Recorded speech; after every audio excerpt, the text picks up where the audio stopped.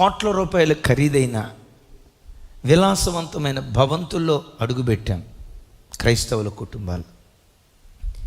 కోట్ల రూపాయలు కాదు కదా, కనీసం పూరి గుడిసెకు కూడా గతి లేని, కనీసం కూర్చోవటానికి ఒక కుర్చీ కూడా లేని అలాంటి పేద కుటుంబాల్లో అడుగుపెట్టాం.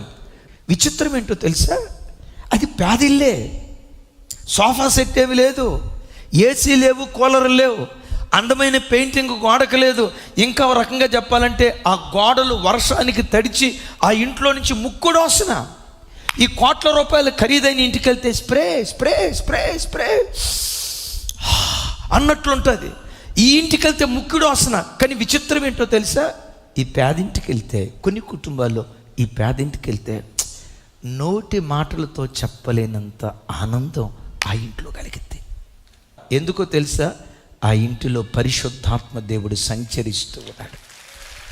కొన్ని కుటుంబాలు ఉంటాయి, మానవ భాషలో చెప్పాలంటే లంకంత కొంప. ఆ ఇంట్లో అడుగు పెట్టడంతో చీకటి చీకటి చీకటి. అరే ఎంత అందమైన పెయింటింగ్ వేశారా, కింద గ్రానైట్ చూస్తే బాబోయ్ ఇటాలియన్ మార్బుల్, ఇంత ఖరీదైన ఇల్లు కట్టుకుంటే ఏంటి ఇల్లు ఇట్లా ఉంది, ఇంత లైటింగ్ ఉంది, కానీ తెలియని చీకటి ఎందుకు ఉంది?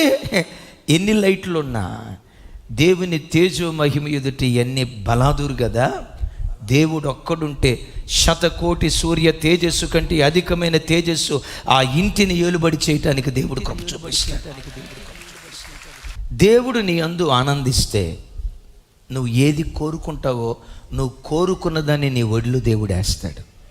నా పిల్లల విషయంలో ఈ సహాయం చేసి పెట్టు అయ్యా, నా ఉద్యోగ విషయంలో నాకు ఈ సహాయం చేసి పెట్టు అయ్యా, నా కుమార్తె వివాహ విషయంలో ఈ సహాయం చేసి పెట్టు అయ్యా, నా ఇంట్లో ఈ సమస్య చేత కొట్టుమిట్టాడుతున్నాను, ఈ సమస్యను పరిష్కరించు అయ్యా అని ఏ లోయ నిమిత్తం నువ్వు దేవుని సన్నిధిలో ప్రార్థిస్తావో, నీ కుటుంబంలో కుటుంబ ప్రార్థన జరుగుతూ ఉంటే ఆ ప్రార్థన ద్వారా నీ ఇంటిలో ఉన్న లోయలన్నీ దేవుడు పూడుస్తాడు.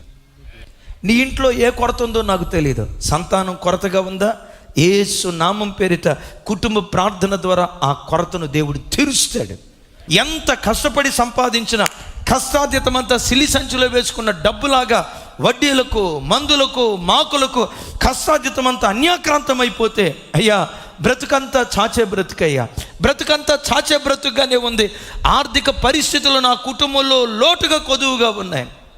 కుటుంబ ప్రార్థన బలిపీఠాన్ని కట్టుకో, యేసు నామం పేరిట ఆ లోయలన్నీ దేవుడు పూడ్చటం ప్రారంభిస్తాడు.